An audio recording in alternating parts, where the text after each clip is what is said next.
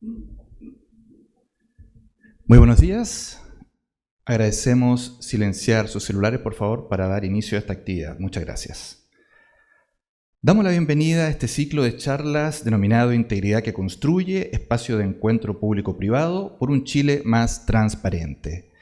Su finalidad es abordar la responsabilidad legal que enfrentan tanto las empresas constructoras como los funcionarios públicos ante el incumplimiento de normativas de urbanismo y construcción.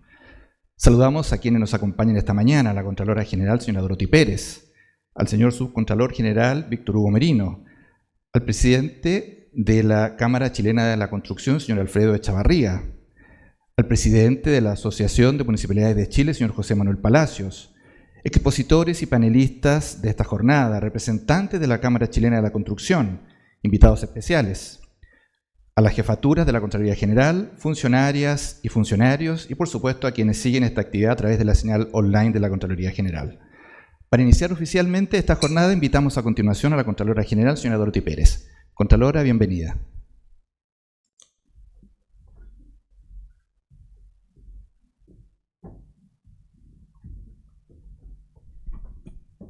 Muy buenos días, muchísimas gracias por esta gran concurrencia. En primer lugar, quisiera saludar al señor presidente de la Cámara Chilena de la Construcción, señores presidentes también y autoridades de las asociaciones de municipalidades, entidades con las que mantenemos convenios de colaboración y nos encontramos en permanente organización de eventos que tengan que ver con probidad, anticorrupción, etcétera, actividades que son de alto impacto. Muy buenos días también a representantes del sector empresarial y del mundo académico que nos acompañan, directores de obra municipal que están presentes o a quienes nos siguen por la señal de streaming y por supuesto funcionarios y funcionarias de la Contraloría General que participaron en este evento y con especial atención a aquellos que nos ayudaron a organizarlo. Muy buenos días a todos. Les damos a todos la más cordial bienvenida a este encuentro que está concebido con el objetivo específico de reflexionar sobre un tema que es muy importante y que define el pulso del desarrollo nacional y que tiene un gran impacto en el empleo. Nosotros asumimos esta responsabilidad, los ámbitos públicos y los ámbitos privados, cuando buscamos materializar los sueños de ciudad o de infraestructura que nuestro país está demandando. También cuando buscamos darle fuerza y materializar la certeza jurídica en la ejecución de los contratos y de las obras públicas. Esto no es solamente un requisito técnico, realmente es la piedra angular sobre la cual se sostiene la confianza ciudadana en las instituciones y por supuesto también en el mundo de la construcción en particular. Como sabemos, estamos en un contexto de inversiones públicas y privadas muy relevante en vivienda, en transporte y en el ámbito de las obras públicas. Pero también hay riesgos derivados de errores de diseño, sobrecostos imprevistos, extralimitaciones de algunas autoridades en la toma de las decisiones que se traducen en ocasiones no solo en pérdidas económicas, sino que también en impactos ambientales, sociales y también reputacionales que son de largo plazo. Por esto hemos convocado este primer diálogo con el objetivo de reflexionar en conjunto con la Cámara Chilena de la Construcción para ir delineando con rigor los contornos de nuestro marco normativo, identificar aquellas zonas de mayor exposición al riesgo, no solo técnico, sino que también jurídico, y sobre todo ir aclarando, sin tecnicismos innecesarios, yendo directo a lo práctico, ir aclarando hasta dónde llega el rango de acción de cada actor en este mundo tan interesante de las obras públicas. Desde la empresa contratista al fiscalizador municipal, pasando por los parlamentarios y los órganos que interpretan y controlan, todos tenemos una tarea en esta materia. Vamos a tratar de delimitar en conjunto para que todos tengamos claridad en este evento. Sí, vamos a tratar de delimitar en conjunto cuáles son las tareas precisas que le corresponden a cada uno, porque eso va a contribuir, esperamos, a la certeza jurídica. Quiero subrayar 3 ideas fuerza que esperamos que guíen esta jornada. En primer lugar, la responsabilidad compartida y simétrica. Enseguida, la prevención antes que la corrección. Y en tercer lugar, que tratemos de desmitificar el concepto de permisiología y tratemos de precisar cómo podemos mejorar esta materia. En cuanto a la responsabilidad compartida y simétrica, la Ley General de Urbanismo y Construcciones, su ordenanza y todo el bloque de constitucionalidad y legalidad establecen obligaciones que son equiparables para quienes diseñan, construyen, autorizan y supervisan. Y de ahí que las consecuencias de un incumplimiento en estas normas y de todo este bloque normativo, sean sanciones administrativas o sean indemnizaciones civiles o incluso sanciones de orden penal en algunos casos, estas consecuencias recaen sobre todos los eslabones de la cadena. Por supuesto, con mayor fuerza en algunos que en otros, dependiendo de la situación de que se trate. No recaen solamente sobre el funcionario público que firma un documento o sobre la empresa adjudicataria. También recaen finalmente en los ciudadanos cuando la obra pública no se termina o cuando la obra pública ha atendido que no se paga, no se puede entregar, en una serie de situaciones o la obra está rechazada o tiene problemas y diseños y no se puede utilizar. Hay una serie de casos, son múltiples los ejemplos, en que la ciudadanía se ve privada del resultado de esa inversión pública.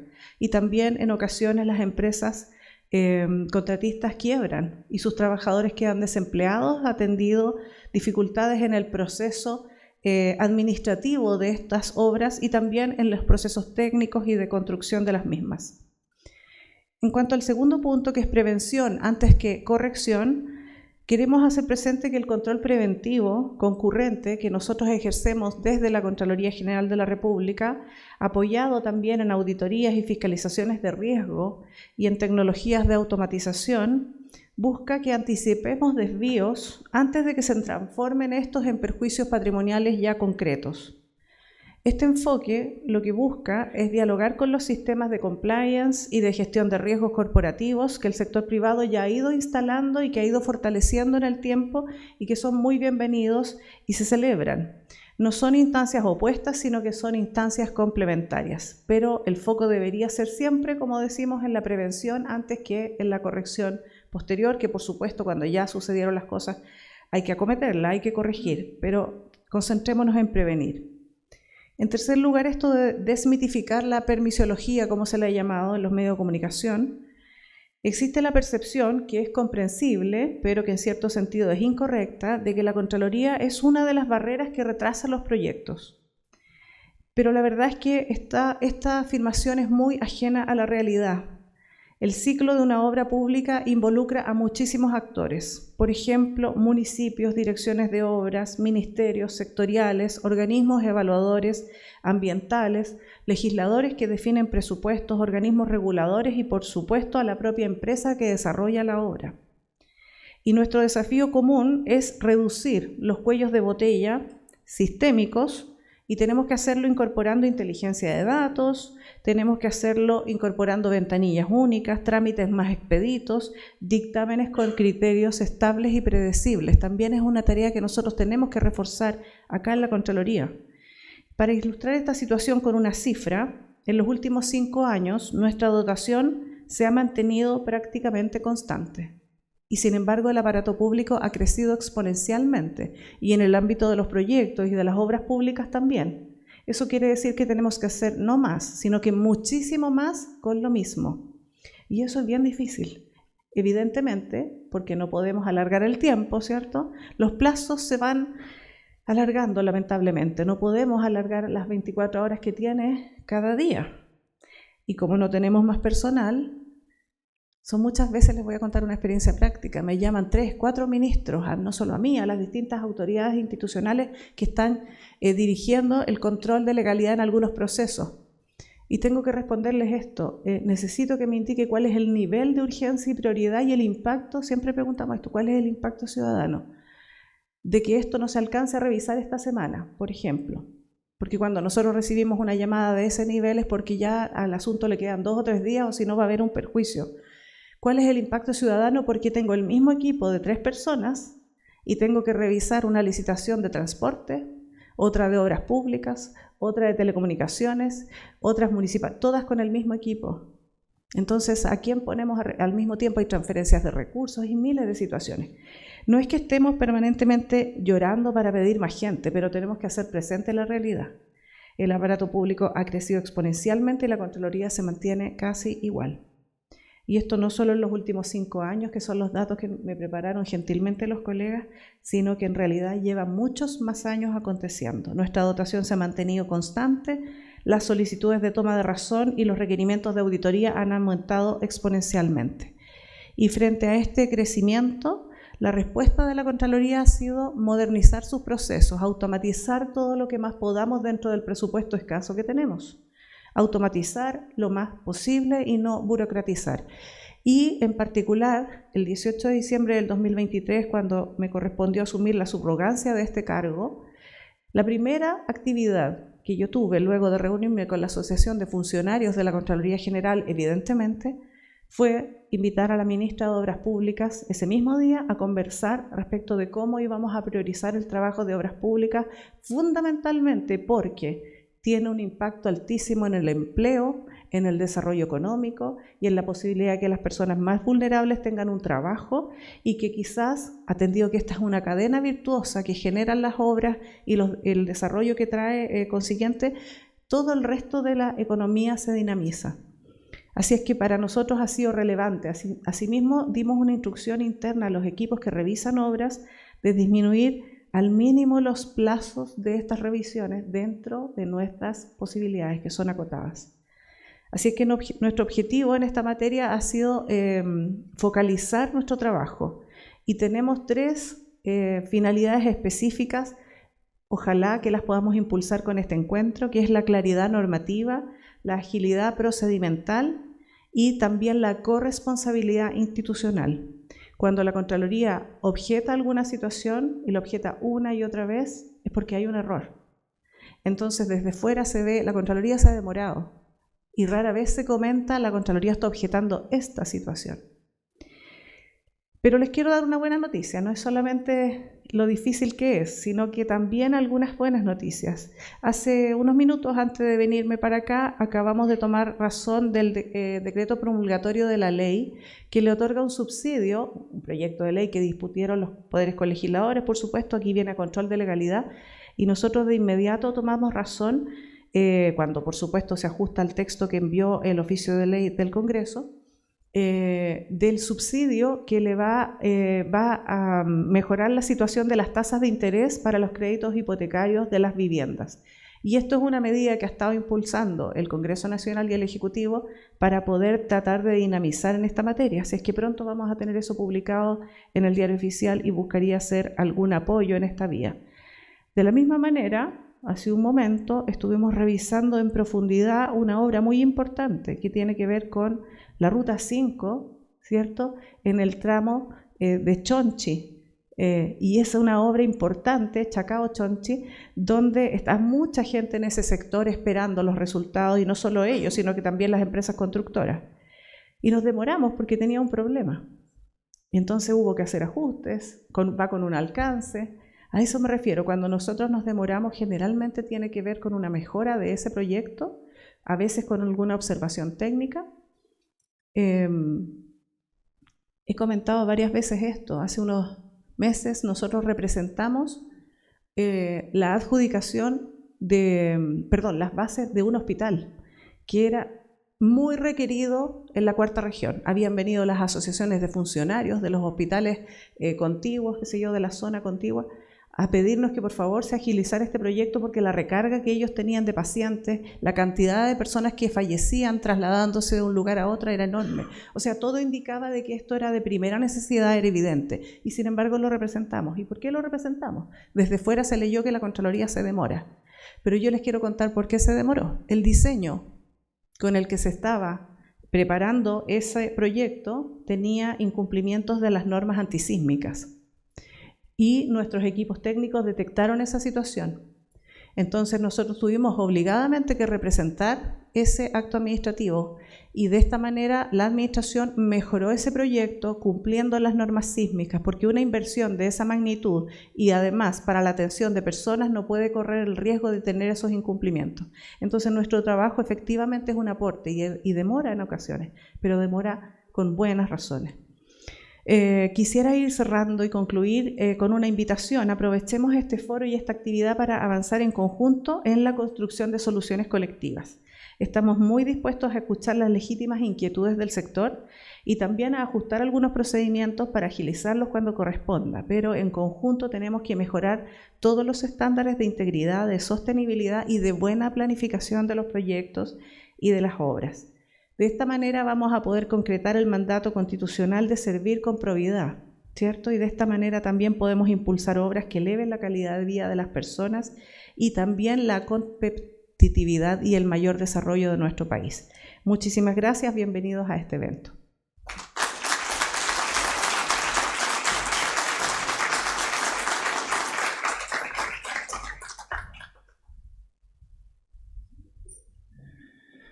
Agradecemos entonces a la Contralora General, señora Dorothy Pérez. Invitamos a continuación al presidente de la Cámara Chilena de la Construcción, señor Alfredo Echavarría. Señor Echavarría, bienvenido.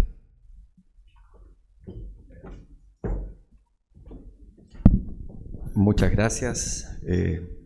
Voy a saludarla primero, Contralora. Muchas gracias por la invitación y saludo a todos los presentes también. Y tengo que cambiar todo lo que pensaba decir, porque con la noticia que nos está dando de la promulgación pronta del proyecto de ley de subsidio a la tasa, realmente le iba a comentar igual, Contralora, al final, que estábamos, pero realmente es una muy buena noticia. La crisis que está pasando nuestro sector, sobre todo en el sector inmobiliario y construcción de vivienda, es la más grande desde que tenemos registro. Tenemos registro 30, 35 años, algunos números. Nunca había estado el sector en una crisis como la actual. Llevamos 4 años con ventas que son del orden de un 60%, 65% de lo que ha sido el promedio histórico nominal, partiendo de un país que tenía 14 millones de habitantes o 13 millones de habitantes. O sea, si lo tenemos en términos reales, todavía es más grande la crisis. Y eso tiene muy afectado primero la gente que no puede acceder a viviendas que necesita para vivir con todo el déficit habitacional que hay, y por supuesto el empleo que da el sector construcción, que está muy muy deprimido, 160.000 cesantes hoy día en nuestro sector, principalmente en el sector construcción y construcción de vivienda, que es el que más empleo da. Así que realmente, y me disculpan, no era ese el objetivo de lo que quería comentar con ustedes, pero así que agradecido que eso esté caminando bien. Permítanme compartir algunas ideas. Primero, de nuestra Cámara. Nosotros estamos en el tema ético y en el tema probidad y buen accionar desde siempre. Tenemos en la Cámara códigos de buenas prácticas, códigos de ética, que son obligatorios para todos los socios y que el socio cuando entra tiene que firmarlo. Y tenemos cursos de actualización y eso lo mantenemos. Además, una institucionalidad ética muy sólida, un comité de ética, un tribunal de honor y una página web con denuncias anónimas manejadas por empresas externas a nuestra Cámara, en que todo eso se maneja, se revelan, los casos que llegan se tratan y hay sanciones para los socios que las incumplen en todos los ámbitos. Eso está desde los principios de nuestra Cámara. Aquí está un distinguido socio, Francisco Javier Rivera, que ha sido un luchador en este tema dentro de nuestra Cámara y ha ayudado a implementar y a visibilizar esto durante no sé cuántos años. Francisco Javier lleva en esto, pero que yo me acuerdo de que entré a la Cámara estuve impulsando eso. Así que, y conversábamos recién, tenemos actividades con la Contraloría, al menos que yo recuerdo desde el año 2009, encuentro, participación desde la mirada nuestra, en fin, estuvimos en Valparaíso, Concepción, en muchos temas. Así es que estamos absolutamente comprometidos como Cámara con nuestra institucionalidad en seguir avanzando fuertemente en esta materia y no permitir desvíos en el actuar ético y correcto de nuestras empresas y socios. Lo otro que quería destacar es que estamos participando desde el inicio de la Alianza contra la Corrupción. Como somos una de las pocas entidades privadas, entiendo que estamos participando y dispuestos a colaborar en todo lo que sea necesario y poder apoyar con información y con lo que se requiera para que avancemos. Así que también muchas gracias por eso y el compromiso lo tenemos muy, muy fuerte. Permítanme ahora voy a hablar un poco de los funcionarios públicos, pero quiero aclarar que tengo el mayor respeto por los funcionarios públicos. Un abuelo mío fue arquitecto y fue funcionario público toda la vida. Tengo un primo hermano que es funcionario público hoy día en el Ministerio de Salud y tengo mucha relación y contacto con nuestro trabajo gremial y mucha gente que conozco que hace su pega muy bien y muy sacrificadamente. Pero no puedo dejar de hacer un comentario que algo se refirió usted, señora Contralora, de lo que es hoy día el sistema público. Hace 10 años, en 2014, la cifra que me conseguí también me dieron unas cifras ahí, la cantidad de empleados públicos en Chile eran 905.000, 906.000 empleados públicos. No tengo la cifra hoy día, pero a febrero del 24, o sea, 10 años después, son 1.200.000, un aumento de un 33%. El aumento no dice nada, ¿no? Si va de la mano de un crecimiento fuerte del país, de una mejora de los procesos, bienvenido sea, y podría ser más. Pero resulta que en ese mismo periodo el país ha dejado de crecer y las situaciones en general que nos afectan, todas se han agravado. Y no solo en el sector nuestro. En el sector salud, ni hablar, las listas de espera, si uno la compara, van en sentido contrario a estos aumentos de personal. Y ni hablar lo que nos afecta como sector, la palabra que usted quiere que no diga, pero la permisología con todas las demoras que tenemos en el mismo periodo, todas han aumentado, y ni hablar del Consejo de Monumentos Nacionales o del Servicio de Evaluación Ambiental. No quiero poner toda la responsabilidad en eso, porque obviamente siempre hay casos, y los hemos visto, en que hay también responsabilidades en la empresa que está presentando el proyecto, a veces con deficiencia, pero va en sentido contrario lo que ha sido la eficiencia en todos estos permisos de lo que tiene este aumento del aparato del sistema público. Insisto, no es nada contra la función pública, que la valoro, la destaco y trabajamos muy colaborativamente con las autoridades en ello, pero es una realidad que hay que mirar. Y eso tiene costos para el país, pero lo más grave, tiene costos para las personas. El Hospital de la Unión es un ejemplo emblemático, lleva prácticamente casi 3 años paralizado por motivos arqueológicos, y ahí hay personas que están esperando y demandando esa necesidad de salud que ven postergado y están hasta en riesgo, en este caso este hospital, que pueda no construirse en la Unión. Entonces realmente es un tema que aqueja primero a las personas que están demandando que se solucionen sus necesidades de educación, de salud, de vivienda. Estamos postergando eso. Postergamos además el empleo, con lo que señalé. Entonces es un efecto muy negativo sobre las personas. Por supuesto que también afecta al quehacer de las empresas, pero lo primero es que afecta al país. Entonces, en resumen, estamos absolutamente comprometidos como Cámara Chilena de la Construcción de seguir en esta línea, de velar por el buen comportamiento ético de nuestras empresas, nuestros socios, ir mejorando, ir trabajando colaborativamente con ustedes. Por eso nos alegramos mucho este ciclo de charlas. Esta es la primera de 3 que vamos a tener este año. Entonces, la invitación y nuestro compromiso es seguir colaborando en eso y ver en definitiva cómo en conjunto podemos construir un mejor país con todas las necesidades que requiere nuestra gente. Muchas gracias.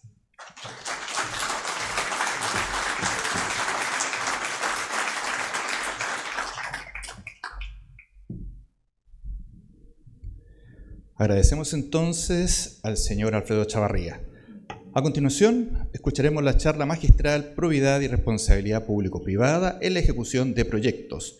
Esta charla estará a cargo del doctor en Derecho, magíster en Ciencias Jurídicas y profesor en Derecho Administrativo, señor José Luis Lara.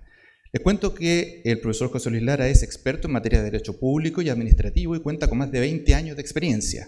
Sus principales áreas de interés son la contratación pública, el derecho administrativo y litigios complejos. Posee además un profundo conocimiento de la ley administrativa y constitucional, lo que lo ha llevado a asesorar a diferentes administraciones en asuntos estratégicos del derecho público chileno. Sin más, entonces, dejo con usted al profesor Lara. Bienvenido, señor.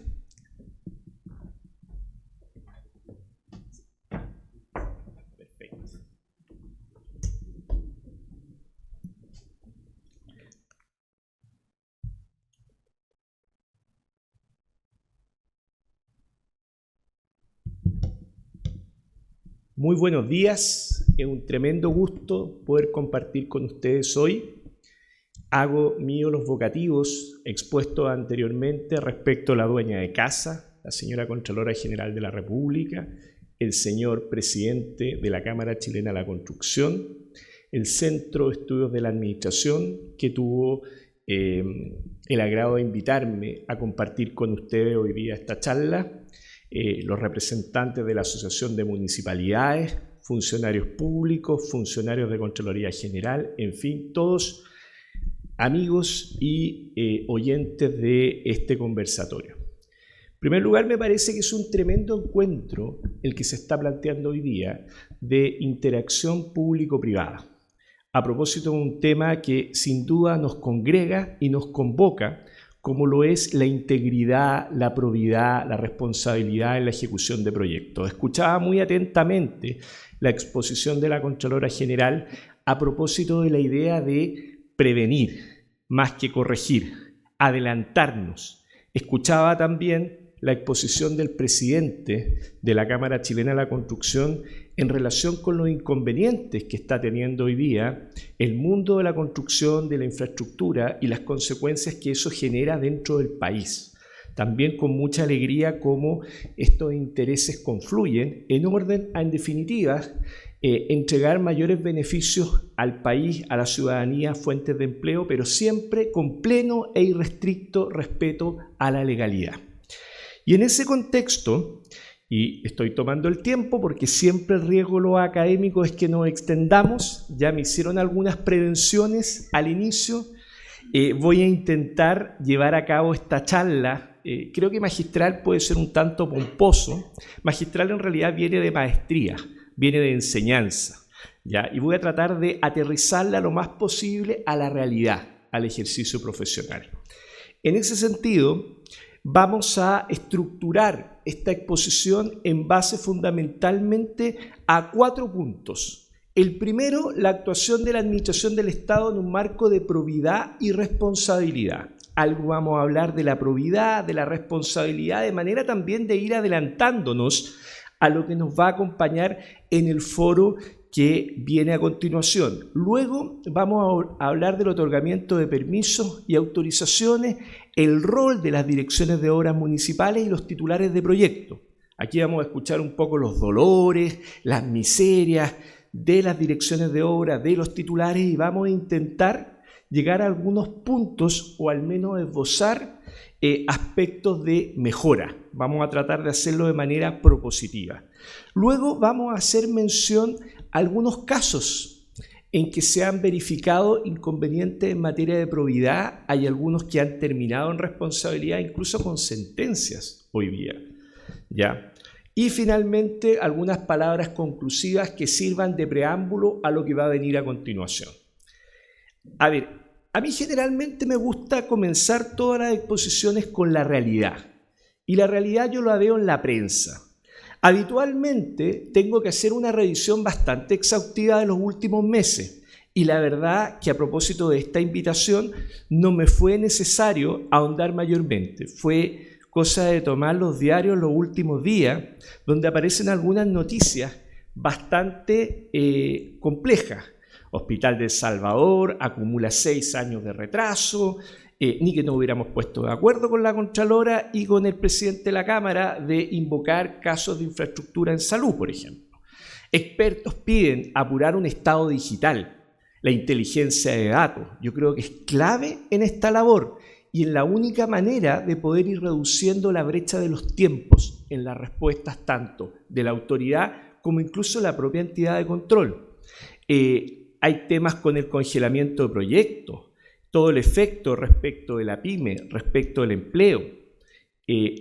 Se plantea un nuevo régimen de inversión a riesgo de que me reprenda la Contralora. Voy a citar la permisología nuevamente, lo dice el Diario Financiero, marcan el primer día de la jornada del Chile Day en Nueva York.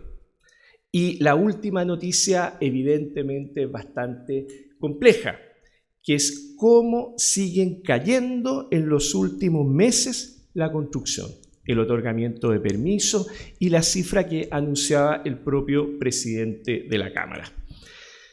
Vamos un poco a la estructuración. ¿Cómo actúa la administración del Estado?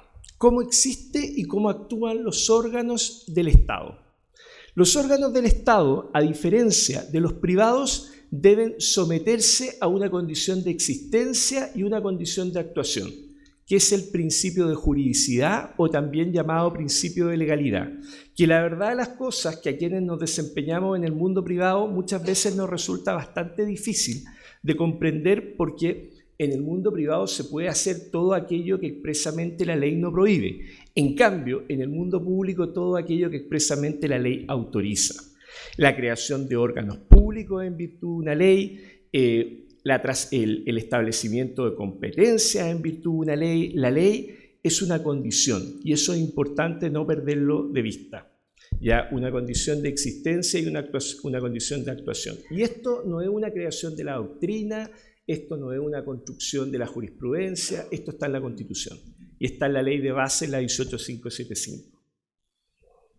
¿Cómo se organiza la administración del Estado? Yo creo que esto es bien importante tenerlo presente. Y aquí el Centro de Estudios de la Administración, y por cierto, la propia Contraloría General nos ayuda periódicamente cuando nos publica ese diagrama con la OAE, la Organización Administrativa del Estado. Es un diagrama bastante complejo. Yo acá, para este público, más bien lo vengo a simplificar. Y simplificar a un extremo la figura del presidente de la República, la administración central, la administración descentralizada, y dentro de la administración central los ministerios, las subsecretarías, las CEREMIs como fenómenos de desconcentración, las delegaciones presidenciales, las Fuerzas Armadas de Orden y Seguridad Pública. Y esos servicios fiscales o centralizados. Recuerden siempre que los ministerios diseñan planes, políticas y programas y los servicios ejecutan esos planes, políticas y programas. Todos ellos bajo un vínculo de jerarquía con el presidente. Aquí nos encontramos con el Ministerio de Vivienda, aquí nos encontramos con el Ministerio de Obras Públicas, con la CEREMI, etc.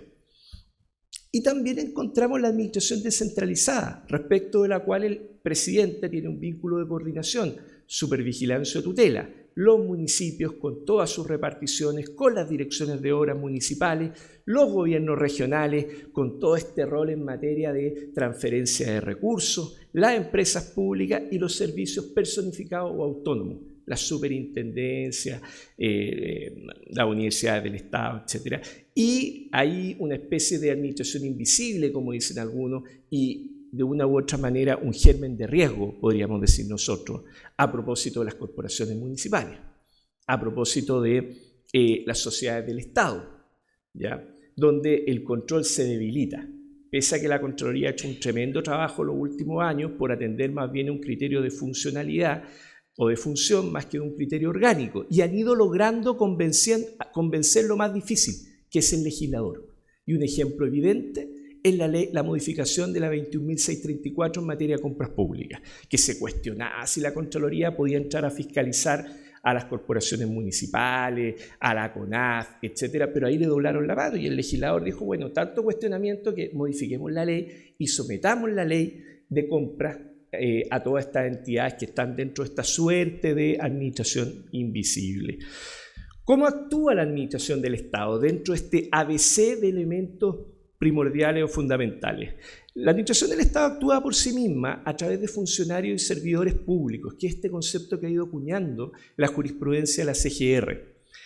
Las plantas y las contratas, que son propiamente funcionarios públicos sujetos a responsabilidad administrativa, y la figura del honorario, el contrato civil y el agente público. Este honorario que en realidad la ley lo individualizó, lo nombró y por el hecho de permitirle adoptar decisiones, lo tiñe con responsabilidad. O sea, está sujeto a una responsabilidad. Ahí está el estatuto administrativo y otro estatuto.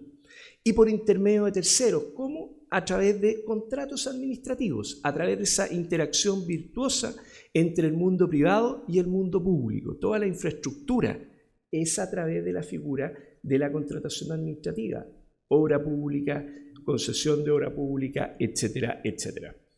Y por último, y antes de entrar propiamente a la problemática que nos convoca hoy día, los órganos de la administración del Estado, y esto no hay que olvidarlo, tienen una finalidad inmediata, que es la satisfacción de necesidades públicas concretas. con una finalidad mediata o remota, que es la consecución de ese anhelado bien común, que en realidad no es una construcción personal, sino que está también en la Constitución, en el artículo 1 de la Constitución. ¿Ya? ¿Y cómo lo hace? A través de una tremenda herramienta que es la potestad, que son estos poderes, deberes de actuación. El Estado no tiene derechos, el Estado tiene atribuciones, tiene potestades, tiene prerrogativas de actuación. Y estas prerrogativas tienen que ajustarse a la juridicidad y a la legalidad y a todos los principios que establece el bloque normativo que en definitiva regula la administración del Estado. Y si ese actuar de la administración del Estado a través de un actuar unilateral vía acto administrativo o a través de un actuar bilateral vía contrato administrativo se somete a derecho, surte y despliega todos sus efectos a través de la imperatividad, a través de la exigibilidad, a través de la presunción de legalidad del artículo 3 de la Ley de Procedimiento Administrativo. Pero si ese despliegue de potestades de un órgano administrativo desatiende esa legalidad, genera unos efectos que ha previsto la propia Constitución, que a grosso modo y en simple son la nulidad de esa actuación. Esa actuación no existe para algunos, para otros está teñida con una enfermedad bastante compleja. Esto está en la Constitución y está en la ley, artículos 6 y 7 y artículos de la Constitución Política y artículo 2 de la Ley 18575 de Bases Generales de la Administración del Estado. ¿Ya? Y si en realidad esa actuación que se distancia de la legalidad o la juridicidad causa un daño, gatilla de suyo la responsabilidad del Estado. Y esa responsabilidad implica un deber de reparar un daño injusto causado a una víctima que no está jurídicamente obligada a soportar. Por lo tanto, en definitiva, cuando una autoridad municipal causa un daño por un actuar ilícito, expone a todo el municipio a una acción de responsabilidad del Estado y a su vez genera que eventualmente ese Estado, que puede ser un Estado fisco, un Estado central o puede ser un Estado personificado como la municipalidad, pueda repetir en contra de él. Por eso no es de extrañarnos que cuando, por ejemplo, la Municipalidad de Las Condes es condenada por un tema urbanístico, el edificio Asturias, a pagar alrededor de 10.000 millones de pesos, ya se levanten voces respecto de perseguir las responsabilidades de quién nos llevó a esto. Entonces, allí hay un warning, hay una llamada de alerta respecto a los funcionarios. ¿Ya? Por esto tampoco quiero asustar a nadie, ¿eh? Estoy citando solamente algunos ejemplos. A nadie le gustaría terminar siendo objeto de una demanda por ese monto.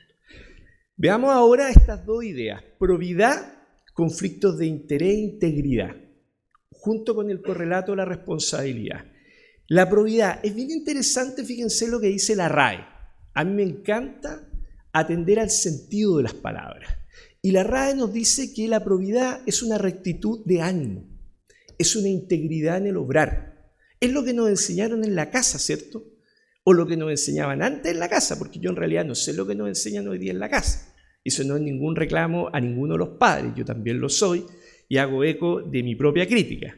Y ahí viene la pregunta inmediatamente: ¿dónde encontramos el marco regulatorio de esta probidad?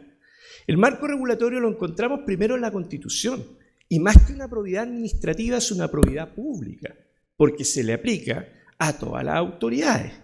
Se le aplica desde el Congreso Nacional, el Poder Judicial, el Presidente de la República, etc. Y es un deber de dar estricto cumplimiento al principio de probidad en todas sus actuaciones. Y luego viene el correlato de las inhabilidades. No voy a entrar a ahondar en los efectos que ha tenido a propósito de la enajenación de ciertos inmuebles, que en realidad se nos olvidó que teníamos un artículo 37 bis en la Constitución y teníamos también un artículo 60, inciso segundo. En realidad el ejemplo es el mejor aprendizaje. Hoy día ya nadie se le va a olvidar que un ministro de Estado o un senador pueden celebrar contratos o no con el Estado. Ya el ejemplo quedó ahí. ¿Ya? La ley de bases de la administración. La ley de bases de la administración del Estado del año 86 es bastante notable, porque la ley establece en distintas disposiciones el deber de dar cumplimiento al principio de probidad. Y la probidad consiste, como lo dice la ley, en observar una conducta funcionaria intachable. y un desempeño honesto y leal de la función pública, fíjense bien, honesto y leal, en línea con la RAE, con preeminencia del interés general por sobre el particular. Cuando uno, y acá los funcionarios de la Contraloría, que ya están hasta cierto punto probablemente curados de espanto con lo que ven, con lo que revisan, convendrán conmigo que cuando uno tiene la duda o empieza a olfatear, debiera preguntarse o preocuparse. ¿Es correcto lo que voy a hacer o no es correcto lo que voy a hacer? ¿Ya? Luego viene el artículo 62, que es notable, porque es un catálogo de las conductas que constituyen faltas graves a la probidad, con un listado bastante extenso. Dentro de ello, dilatar indebidamente los procedimientos administrativos, el otorgamiento de un permiso, el otorgamiento de una autorización, de un anteproyecto, de un permiso de edificación. ¿Ya? Eso constituye una falta grave a la probidad y es causal además de destitución, o sea, de un sumario administrativo, ya que estamos tan de moda, Contralora, con los sumarios en el último tiempo, a raíz de alguna investigación. Y lo notable es el artículo 6, inciso final, que yo creo que es matricial, porque dice participar en decisiones en que exista cualquier circunstancia que le reste imparcialidad. Es un número abierto, no es cerrado. Cualquier circunstancia que le reste imparcialidad. Es como se dice coloquialmente el sombrero de mago, el bolsillo de sastre, en fin. Cualquier circunstancia que a usted le reste imparcialidad como autoridad lo expone a una falta a la probidad. ¿Ya? Y luego viene el deber de la autoridad. Si la autoridad tiene que ejercer un debido control jerárquico, si cuando en realidad nos damos cuenta que estamos llenos de sumarios en un servicio, uno, reglón seguido, era preguntarse, bueno, ¿y qué hizo la jefatura? ¿Qué hizo el jefe de servicio? No quiero sindicar a nadie acá, ¿ya? Porque claramente hay un caso emblemático, que ya no está, en Arica, donde prácticamente había una asociación ilícita para defraudar al Estado y finalmente terminó siendo procesado también el propio alcalde. Tal vez ni siquiera tenía responsabilidad, pero era tal el grado de negligencia en el control que terminó siendo involucrado. Recordemos además que en el derecho la culpa grave equivale al dolo. Cuando uno es excesivamente negligente, pareciera que lo está haciendo dolosamente. Y luego vienen las inhabilidades del 63 y siguiente. Hay muchas, yo acá solamente he expuesto algunas.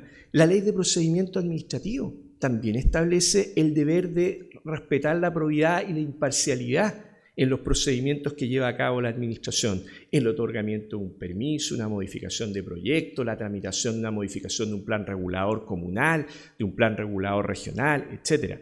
Las causales de abstención del artículo 12. También hay un listado bastante extenso y además se regula el efecto del incurrir en una causal de abstención, ¿ya?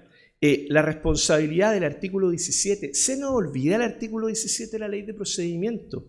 Muchas veces tomamos doctrina extranjera que habla de la buena administración, etcétera, pero nosotros tenemos un catálogo de derechos de las personas en su interacción frente a la administración del Estado, que es el artículo 17 de la Ley de Procedimiento Administrativo, y le permite a las personas hacer efectiva la responsabilidad de los funcionarios, ya como a través de los sistemas que ya se han expuesto acá, la responsabilidad administrativa, la responsabilidad civil, la responsabilidad penal, eventualmente la política, si usted cuenta con el concurso de los honorables parlamentarios, el estatuto administrativo, la 18.834, en materia de prohibiciones, el artículo 78, lo dejo puesto ahí. La ley de municipios, la ley de municipalidades, la responsabilidad del Estado procede principalmente por falta de servicio, por un servicio deficiente, imperfecto, tardío, ha dicho la jurisprudencia, especialmente de la Corte Suprema. Y la ley de compras, con la modificación de la 21.634 de diciembre de 2023, que incorporó un capítulo de probidad y transparencia.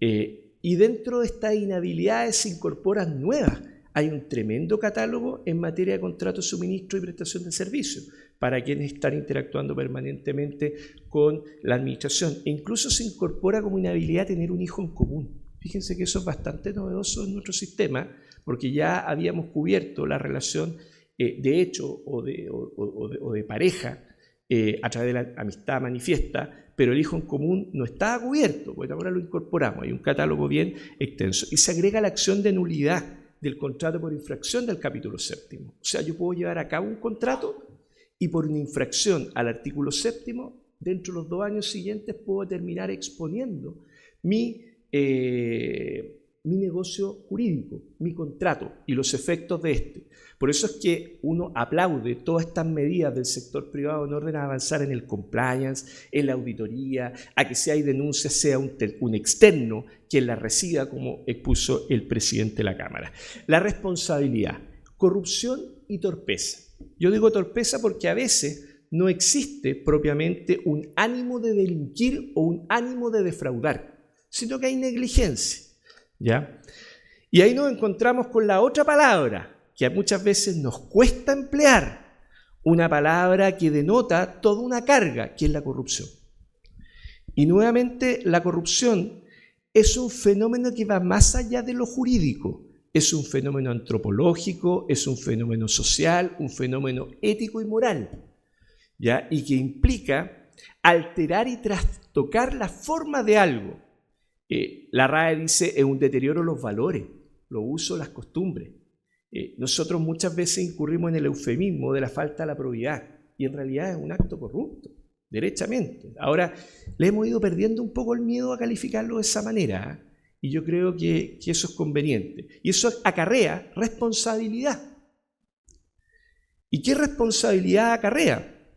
Responsabilidad administrativa, que se hace efectiva a través de investigaciones sumarias o de sumarios administrativos. La investigación sumaria no puede terminar en la destitución, el sumario administrativo sí. Hemos tenido que ir desempolvando el último tiempo dentro de la administración a propósito del caso tan bullado que hemos visto los últimos días, y hemos visto que una cantidad importante de funcionarios públicos, curiosamente, parece que surgió la probidad y presentaron la renuncia, y en realidad no es tan probo porque lo que quieren evitar es que no les retengan la renuncia y que se las cursen, porque de esa manera evitan el sumario y evitan la inhabilidad a los 5 años por la destitución. Entonces, atentos con eso también. El Código Penal. Históricamente, el Ministerio Público y los fiscales frente a delitos de prevaricación, cohecho, soborno, no ahondaban mayormente. Tenían delitos de sangre, como dicen ellos. Y era difícil lograr convencer a un fiscal cuando tuviera que perseguir un delito contra la función pública de un funcionario público, como podía ser un DOM, o incluso de un privado. Pero ojo con la ley de delito económico, porque aquí se va a producir un cambio. No tenemos ninguna condena, pero yo creo que aquí va a haber un cambio importante porque va a incentivar a los fiscales a perseguir este tipo de delitos y este tipo de responsabilidad. Tenemos la responsabilidad política, a través de la acusación constitucional, y la responsabilidad civil, las demandas de indemnización de perjuicios. Aquí están todas las normas de responsabilidad del Estado, repetir en contra del funcionario, la administrativa que ya mencionamos. Y el tema, entrando a la última parte, el otorgamiento de los permisos. Se suele decir que el mundo urbanístico es un mundo complejo, y la verdad es que lo es. Es una regulación, algunos autores han sostenido, multicapa, porque usted tiene la DDU, la División de Desarrollo Urbano, usted tiene las Ceremis de Vivienda y Urbanismo, usted tiene los IPT, los Instrumentos de Planificación Territorial, usted tiene las Direcciones de Obras Públicas, de vez en cuando tiene a la Contraloría, que también entra a interpretar, y en último término tiene a los Tribunales de Justicia. ¿Ya? Y acá también, y con esto no quiero tratar de soslayar la responsabilidad de nosotros los abogados o los profesores del mundo del derecho, aquí usted tiene una confluencia de artes, de técnicas, porque aquí entra el mundo los arquitectos también. Entonces, la verdad es que es una conjunción bien compleja, y a veces las competencias no están del todo delineadas. Y ahí la Contraloría, cuando aparece un titular de un proyecto frente a una negativa o un otorgamiento indebido de un permiso de edificación, tiene que entrar a investigar, emitir un dictamen, Yo celebro el anuncio de la Contralora de ir reduciendo los tiempos de tramitación de estas presentaciones. Luego se le ordena iniciar una invalidación, la municipalidad invalida, y luego aparece un tribunal, una corte de apelaciones, vía un reclamo de ilegalidad, y luego una corte suprema, y echan para atrás todo lo que se hizo. Y volvemos a foja cero. Y ahí hay una complicación. Acá necesitamos certeza. Necesitamos sentarnos a discutir lo que hace la Cámara, lo que hace la Contraloría respecto a cómo nos ponemos también de acuerdo, cómo avanzamos en probidad, cómo desentrañamos de alguna manera esta madeja de marcos normativos que a ratos son yuxtapuestos, en fin, y ahí surgen una serie de inconvenientes. La DOM vela por el cumplimiento de la Ley General de Urbanismo, su ordenanza, junto a los instrumentos de planificación territorial. El DOM es una figura que está en todos los municipios por la Ley Orgánica de Municipalidades. Y el DOM tiene una suerte de doble dependencia. El DOM, por un lado, está el alcalde desde el punto de vista administrativo, por otro lado está el Ministerio de Vivienda y Urbanismo a través de la Ceremi, con toda la desconcentración administrativa que hay acá.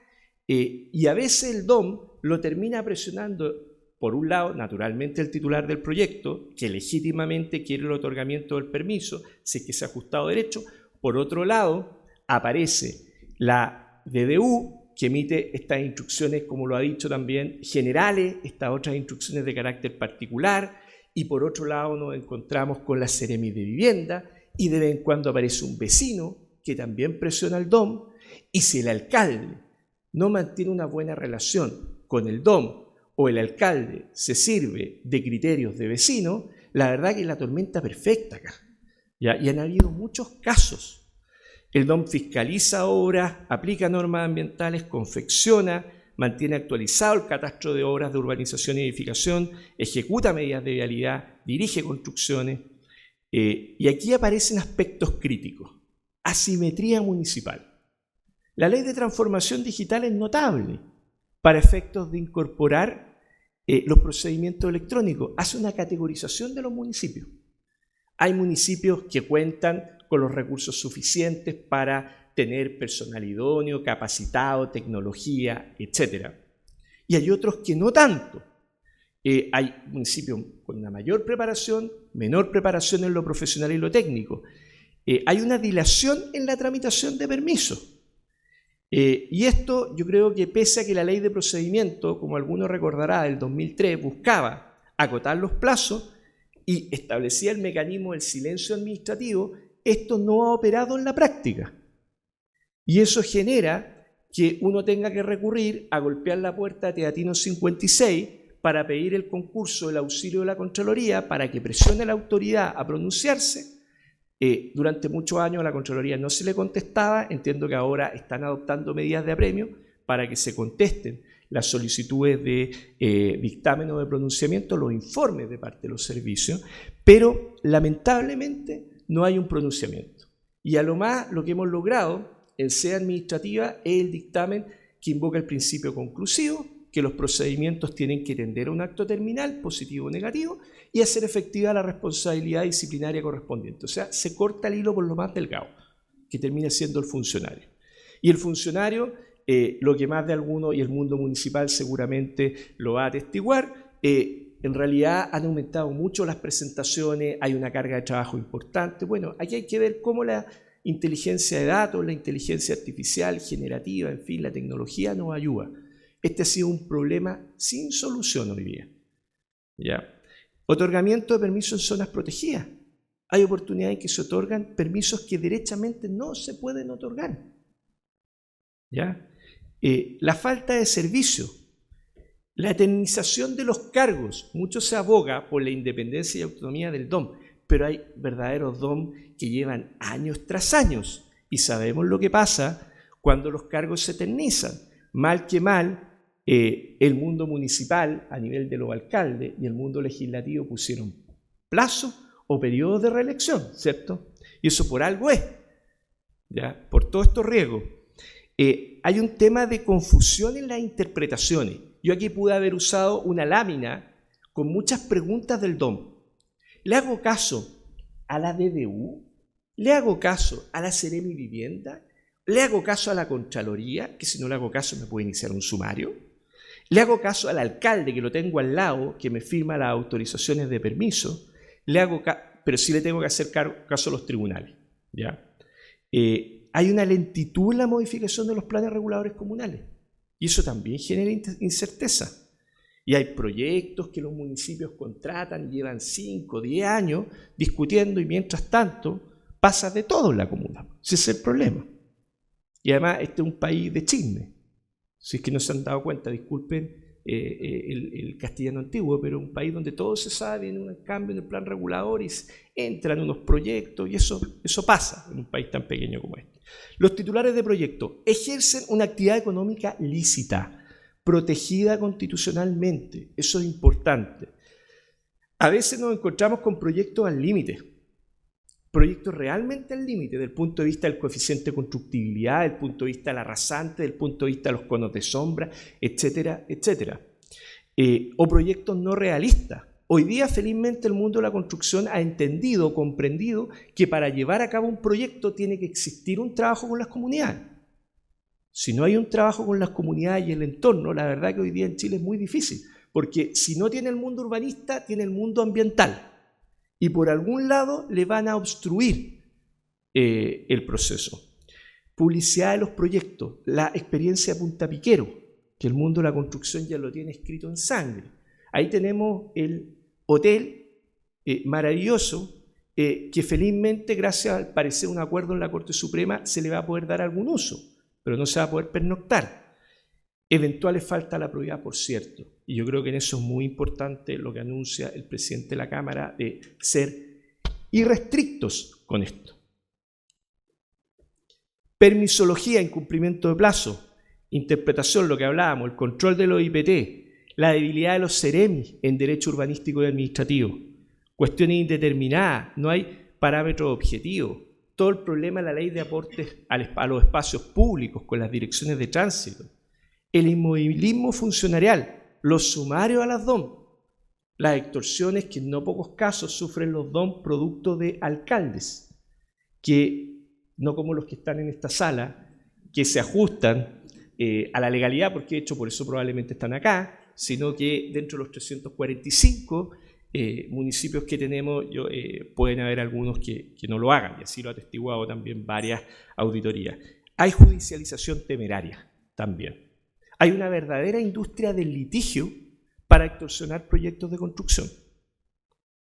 Yo en una oportunidad en el ejercicio profesional advertí un caso de un abogado que vendía un seguro. Y el titular del proyecto, probablemente ustedes lo han visto en algunas comunas, quería evitarse recursos de protección temerarios, tenía que contratarlo.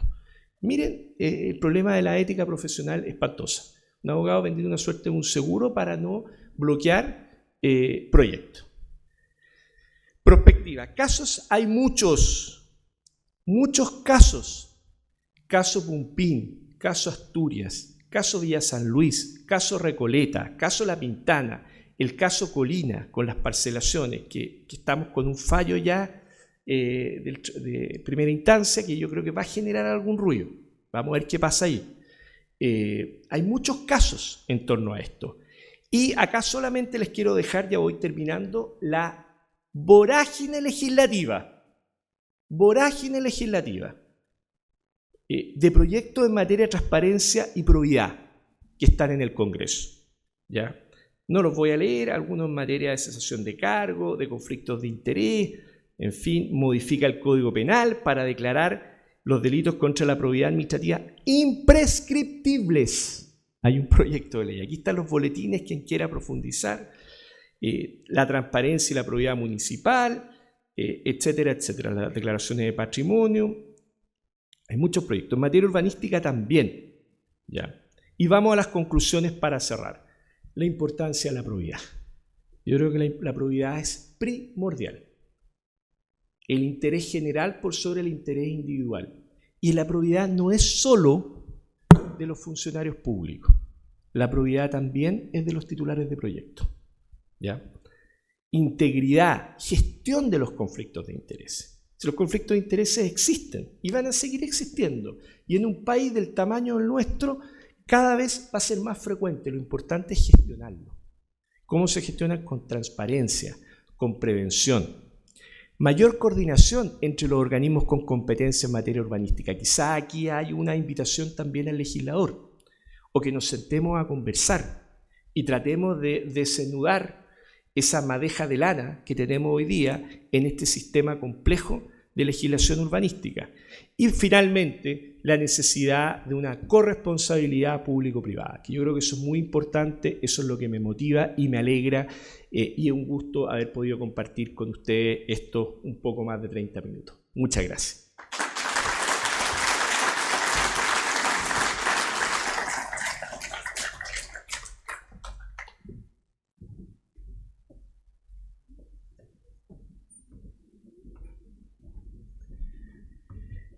Bien, agradecemos entonces al profesor José Luis Lara por su ponencia.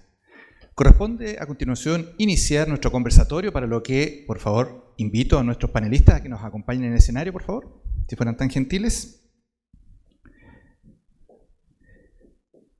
Este conversatorio lleva por nombre Construir cumpliendo, riesgos y responsabilidades compartidas en la ejecución de obras.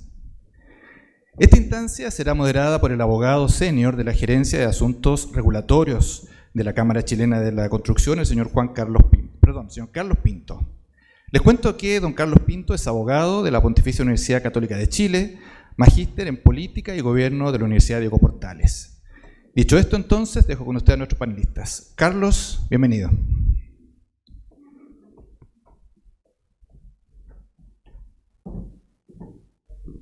Buenos días. Bueno, muchas gracias, por cierto, a la Contraloría por este espacio y promoción de una discusión, de una conversación con nuestros panelistas hoy día, que ya los voy a presentar. Agradecer también la presencia de los alcaldes, presidentes de las asociaciones de municipalidades, que, como bien se ha dicho en esta motivadora charla del profesor Lara, son actores fundamentales en esta conversación. Y también a todos nosotros que somos representantes, distintos actores, buscamos una lógica de complementariedad en los desafíos que aquí se plantean, y todos creo que estamos de acuerdo en que desde nuestras distintas veredas también buscamos promover el desarrollo de nuestro país y, por cierto, mejorar la calidad de vida de las personas, y en eso tenemos un único objetivo a cumplir.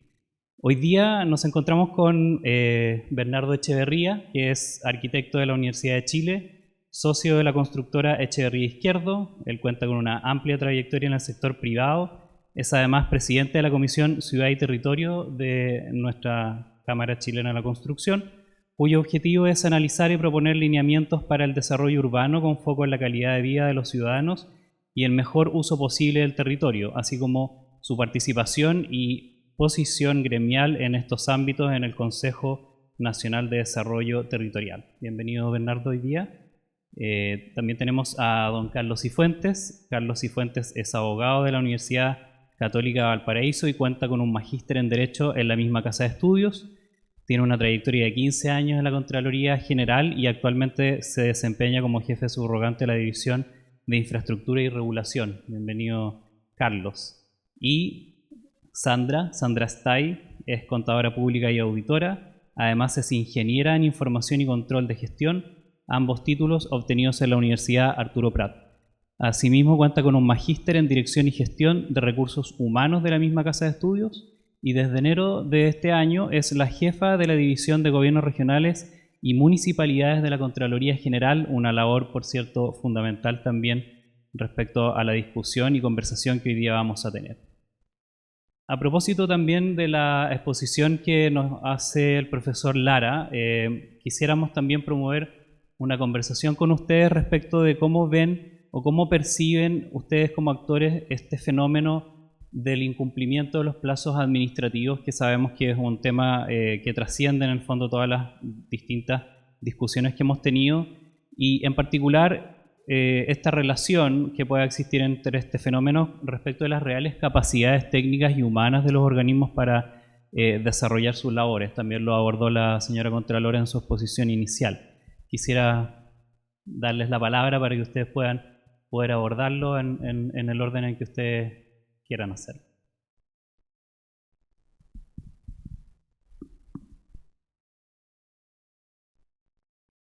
Hola, ¿se escucha?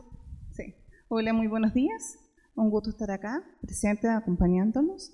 Bueno, el tema de los plazos es un tema que por años, digamos, ha sido tema, ¿ya? Las razones por las que se genera son diversas. Ya sabemos que falta de coordinación por parte de las entidades públicas que dan origen o que permiten otorgar el plazo es un tema. La realidad de las DOM también es un tema a nivel nacional, porque tampoco podemos comparar a todas las municipalidades y la dotación de todas las direcciones de obras municipales. También hay que considerar que las DOM, como bien se dijo hace un momento, no solo se dedican a otorgar permiso, tienen otras funciones, y si la dotación es poca, obviamente va a poner más lento todo lo que es tramitación de un permiso. Pero también hay que considerar otros aspectos que son también parte del sector privado, que son la forma como se presentan uno u otro proyecto. Sea como sea, o la razón que sea, lo que origina un aumento, una tardanza en el plazo de tramitación de permisos, afecta la impresión y la percepción que tiene la ciudadanía, sobre todo el aparataje público. Nosotros como Contraloría estamos acostumbrados a recibir, tanto en audiencia o en denuncias, a gente muy molesta, a actores del sector público muy molesto, porque claramente los plazos afectan a toda la ciudadanía. Y eso es lo que hay que trabajar en conjunto para poder salvar un poquitito este tema y cambiar esa percepción, porque en el fondo los funcionarios públicos, sea del área que seamos, trabajamos para ello, para la ciudadanía. Bueno, nuestra preocupación principal es que nuestra percepción es que hay un deterioro en el tema de los plazos. O sea, en el fondo hay un deterioro del nivel de servicio del Estado. ¿Bien? Y esto, ¿no es cierto?, ha sido una constante de los últimos años, a pesar de que se han hecho esfuerzos, y los entendemos. Se han hecho esfuerzos en el plano legal, se han hecho esfuerzos en el plano administrativo, se ha, ¿no es cierto?, invertido algo en tecnología, etc. Y sin embargo, lo que está pasando es que, lejos de mejorar los plazos,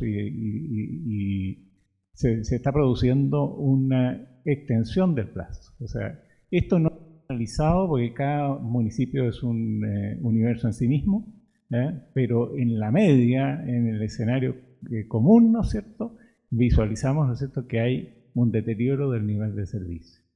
Y esto podemos decir, por ejemplo, años atrás, cuando se levantó la iniciativa, por ejemplo, del DOM digital, el trámite en línea, me acuerdo que la Cámara puso el 90% del financiamiento del estudio preliminar, el Ministerio puso el 10% respectivo, pero por ahí por 2012, 2013, ¿no es cierto?, se acordó echar a andar este DOM digital, y hoy día todavía sigue siendo un instrumento cojo. ¿Y por qué sigue siendo un instrumento cojo en condiciones que en esa época ya había, ¿no es cierto?, 3 servicios privados de software de operación de las direcciones de obras municipales operando? Y es porque, en definitiva, cuando el Ministerio decidió desarrollarlo internamente. Y al desarrollarlo internamente, ¿no es cierto?, cayó en una serie de errores producto de la falta de experiencia, la falta, ¿no es cierto?, de visión de conjunto, etcétera, que han llevado a este trámite largo. Hoy día, conversando con el jefe de la DEDU, le están metiendo plata, ¿no es cierto?, para resolver este tema. Esperemos que no vaya a fondo perdido, que es un poco lo que se produjo durante los últimos 12, 13 años en esta materia. Entonces, pero ese es un aspecto, el trámite, ¿no es cierto?, digital. Hoy día en el mundo hay experiencias, ¿no es cierto?, que permiten avanzar mucho más allá, y es la revisión digital, ¿no es cierto?, de los proyectos. Por ejemplo, hay un experimento hoy día en la Municipalidad de Córdoba, aquí en Argentina, cruzando la cordillera, en que las primeras pruebas muestran la capacidad de hacer el trámite completo de un edificio levantado sobre base digital BIM, ¿ya?, en 3 días. Miren el impacto que significa eso. Comparemos, ¿no es cierto?, con el artículo publicado en la prensa hace 5 o 6 días atrás, ¿no es cierto?, sobre el informe de Colliers del desempeño de las direcciones de obras municipales de Santiago, donde hay algunas que, entre los trámites de permiso de anteproyecto, permiso de edificación y recepción municipal, tienen lapsos de tiempo mayores a 6 años. Y estamos hablando, en este caso, según la publicación, de los casos, ¿no es cierto?, de aquellos municipios que tienen más actividad. No estamos contando en eso a los de menor actividad, que tienen a veces plazos incluso mayores. Entonces, aquí se necesita un cierto compromiso, ¿no es cierto?, de los municipios, del Ministerio, de la Contraloría, etcétera, ¿no es cierto?, de empujar una cierta modernización del Estado, ¿ya? Porque este problema al final, ¿no es cierto?, está afectando la inversión de manera significativa, y la inversión es absolutamente necesaria para el crecimiento, y el crecimiento hoy día es una meta ineludible para los chilenos, entendiendo, ¿no es cierto?, las dinámicas económicas y demográficas que tiene este país hacia adelante, ¿no es cierto? No podemos renunciar a tener un crecimiento lo más acelerado posible hoy, porque mañana, ¿no es cierto?, en ese sentido va a ser tarde.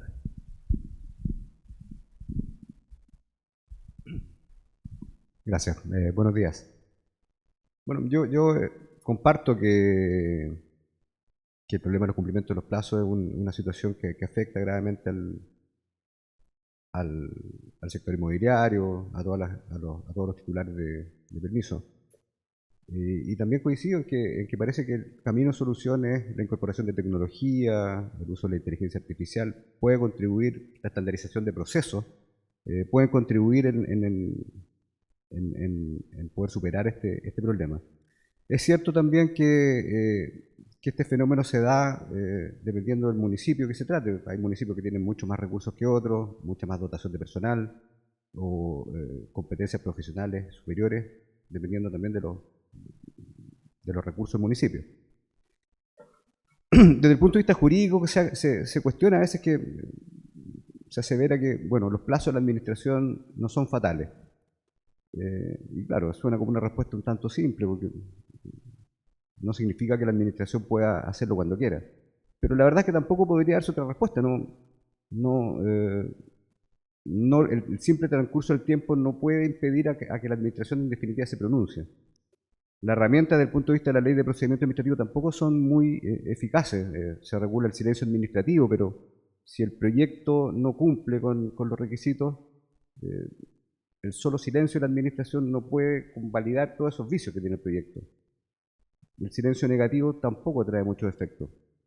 Entonces yo creo que efectivamente aquí las vías de solución pasan, por una parte, por tratar de estandarizar procesos dentro de todos los municipios, el uso de tecnología que ahora cada vez tiene mayor desarrollo, el uso de inteligencia artificial incluso bien regulado, yo creo que puede ser un aporte. Y desde el punto de vista jurídico, bueno, ir adecuando la normativa que ya con el transcurso del tiempo ha demostrado que no surte tanto efecto. El silencio es una figura que a veces se invoca, pero que la verdad no permite dar solución a estos problemas. Yo creo que esos son los caminos por los que se podría transitar para lograr dar una mejor solución al problema. Perfecto, muchas gracias. En la misma línea de esta búsqueda de soluciones, también un poco lo que hemos analizado, y también lo ha señalado el profesor Lara en su exposición, tenemos una gran cantidad de normativa. Estos temas se perciben con justa razón como altamente técnicos, complejos, y eso, por cierto, también puede generar efectos en todos los temas que estamos conversando. ¿Cómo ven ustedes la existencia de contradicciones o indeterminaciones normativas o un exceso, si se quiere, en la normativa específica a aplicar, si aquello promueve un espacio de menor probidad administrativa o discrepancia en el fondo con la probidad administrativa, esa complejidad técnica. ¿Cómo lo ven ustedes desde sus distintas posiciones este fenómeno también? Si quieres partir, Carlos, nuevamente. Sí, bueno, yo no sé si el término es promueve, no sé si esa circunstancia incentiva, pero sí creo y reconozco que puede dar lugar y que puede de alguna forma dar pie a falta de la probidad. Es cierto también que el ámbito de la construcción privada y pública se ha ido complejizando con el tiempo. Hay mucha normativa que entra en juego, no solamente la urbanística, tenemos el tema ambiental, tenemos la regulación patrimonial. Entonces, efectivamente, llevar adelante proyectos grandes, complejos, se hace cada vez más difícil. Desde el punto de vista de la obra pública, nos encontramos con multiplicidad normativa. El Ministerio de Obras Públicas tiene un reglamento que está, digamos, bastante desarrollado y probado en el tiempo. Pero en el ámbito municipal, por ejemplo, cada municipio tiene sus propias regulaciones, sus propias bases. Cada servicio que interviene en el área de las obras públicas también tiene su propia regulación. Entonces se hace difícil, tanto para los actores privados, incluso también para nosotros que nos toca revisar algunas reclamaciones o toma de razones, en fin. Se hace difícil la revisión y en el fondo determinar si el proyecto se ajusta o no. Yo creo que un camino de mejora en este sentido pasa por una también estandarización de la normativa, una regulación más integral de la obra pública, de modo que todos los actores tengan claridad de cómo funciona. En el ámbito privado, claro, también hay una multiplicidad de normativas, cada comuna tiene su propio plan regulador. Yo entiendo y reconozco que hay un esfuerzo por tratar de lograr una regulación un poco más homogénea, pero no siempre resulta, no siempre es así. Los planes reguladores también tienen un proceso de elaboración o de modificación bastante extenso, que de alguna forma va también demorando, la realidad va avanzando más rápido que la regulación. En definitiva, yo creo que si bien no es una promoción a la falta de probidad toda esta situación, sí da pie y permite que en algunos casos se verifiquen en ese sentido. Pero en definitiva, igual que la pregunta anterior, yo creo que esto pasa más bien por tratar de estandarizar un poco, porque todos los sistemas, tanto a nivel municipal como de las distintas reparticiones públicas, trabajen más o menos en un mismo sentido. Bueno, una sociedad más desarrollada es necesariamente más compleja. El tema es que no hay que complicarla más de la cuenta. O sea, así como vamos creciendo en complejidad, tenemos que hacer un esfuerzo, ¿no es cierto?, muy importante en simplicidad al mismo tiempo. Y simplicidad es que las normas, ¿no es cierto?, sean racionales, ¿no es cierto?, que sean entendibles, que sean aplicables, ¿no es cierto?, y que no interfieran significativamente con las necesidades de desarrollo y crecimiento. Y aquí tenemos, ¿no es cierto?, cuerpos de distinto origen. Tenemos, por ejemplo, las derivaciones de la Ley de Medio Ambiente, ¿no es cierto?, que es, yo diría, ¿no es cierto?, el principal conflicto hoy día en el desarrollo de grandes proyectos, no tanto así en los más pequeños. En los más pequeños pasan situaciones sí como este tema de la pertinencia, en que el sistema de medio ambiente dice, ¿no es cierto?, no, este proyecto no tiene que pasar por medio ambiente y posteriormente entra en conflicto, ¿no es cierto?, y tribunales determinan que debió pasar, y bueno, y eso es ex post, digamos. Entonces hay conflictos, ¿no es cierto?, de esa índole, indeterminación. Hay conflictos de otra índole, ¿no es cierto?, también en unidades del Estado que son especialmente débiles en lo administrativo, como por ejemplo el Consejo de Monumentos Nacionales. el Consejo de Monumentos Nacionales ha significado la paralización de numerosas obras, introduciendo costos muy significativos, ¿no es cierto?, sobrecostos muy significativos, y sobre todo a las obras del Estado. El caso del Hospital de la Unión no es más que uno de muchos otros, ¿no es cierto?, hospitales, carreteras, etcétera, que se han visto interferidos, ¿no es cierto?, por la aplicación un poco irracional de la Ley de Monumentos Nacionales a través del Consejo. Y esta idea que se plantea hoy, ¿no es cierto?, de aumentar el Consejo de 23 a 30 miembros, yo no creo que ayude a resolver los problemas, al revés, ¿no es cierto?, va a empeorarlo. Esa es mi impresión. Hay que cambiar un poco el concepto, cuáles son los roles del Consejo de Monumentos Nacionales y cuáles, ¿no es cierto?, los órganos ejecutivos para efectos de resolver los conflictos de tipo arqueológico, que permitan darles rápida y expedita solución. Otros ámbitos, ¿no es cierto?, el caso de los municipios, ¿no es cierto?, tenemos las direcciones de obras municipales respondiendo a un conjunto de nuevas normas. El cuerpo normativo de urbanismo y construcción se ha ido engrosando progresivamente, sin que el instrumental sea acorde para tratarlo. Entonces tenemos, ¿no es cierto?, este conflicto de los directores de obras municipales que ante la ambigüedad y la contradicción, porque existen ambos fenómenos, contradicción, ¿no es cierto?, entre interpretaciones y ambigüedad en la lectura.